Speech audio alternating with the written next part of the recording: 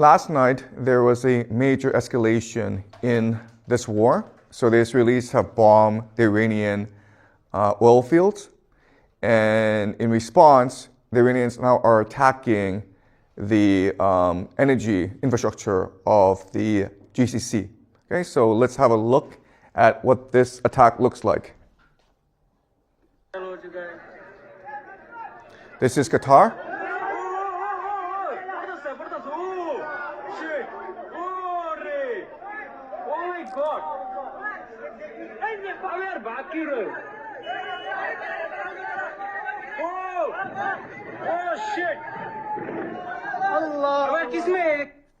Okay, so Qatar provides 20% of the world's LNG, and this is a major escalation.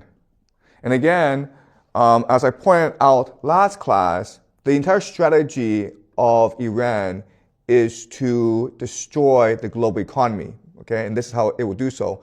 It also attacked Tel Aviv in response for the assassination of their de facto leader, Ali Larijani, okay? So this is what the attack looks like. As you can see from this picture, this is a cluster warhead, and it is impossible for air defense to stop this. So Tel Aviv is getting pummeled. We don't have footage because it's being censored right now.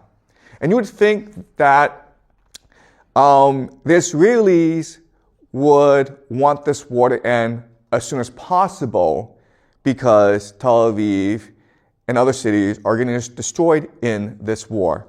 And again, there's really no way for the Israelis to defend themselves against Iranian ballistic missiles. But unfortunately, there are many Israelis who are very happy about all this destruction. All right?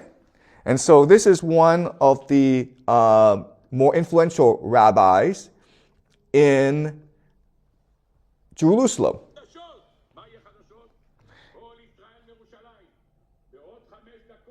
He's talking in Hebrew, but what he's saying is that this war of destruction, it will bring about the return of the coming of the Messiah. And it will happen on Thursday, which is today. Okay? So they are not at all saddened by what is happening. In fact, they are quite animated. They're very excited about what's happening.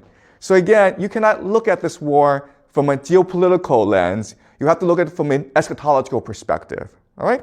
So let us look at where we are in the war so far. And as you can see, it is a regional war, and both sides are seeking maximalist objectives. And what this means is the United States and Israel wants to destroy Israel, especially its capacity to be a nation state.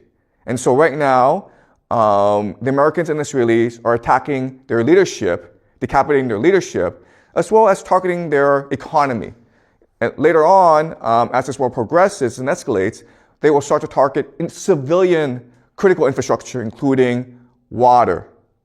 Okay? And it's already happening. They also want to have a divide and rule strategy where they want to provoke ethnic conflict in Iran and divide Iran up into ethnic enclaves. And this is what we call balkanization. The Iranians, on the other hand, want to destroy the entire global economy. And you do that by attacking the energy infrastructure of the GCC. Because again, the entire basis of the global economy is cheap energy. Okay? So as this war progresses, you will notice certain things. Right? So eventually, the Americans will have no choice but to launch a ground invasion.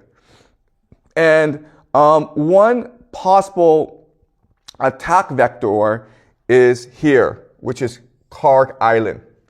This is where Iran stores about 9% of its oil for export. And so the idea is that if you take Karg Island, you will destroy the Iranian economy and thus its capacity to sustain this war. The problem with Karg Island is that it's easy to take, but it's hard to defend because of the coastline, right? In which case, you have to also take the coastline. But then you deal with the Zagros Mountains, and so you have to expand outwards. Okay, so this is what we call mission creep, where you cannot justify the war. So what you do is you put in some soldiers, and then the mission creep becomes just justification for the war. Okay, so that's one thing to spot as you read the news. Karg Island will be a flashpoint. Another flashpoint will be Saudi Arabia, because right now the Iranians are attacking Saudi Arabia.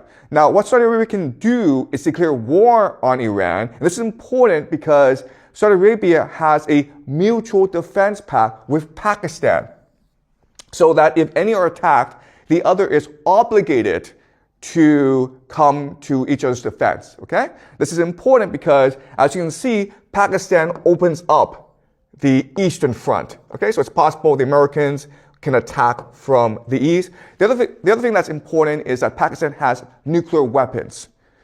And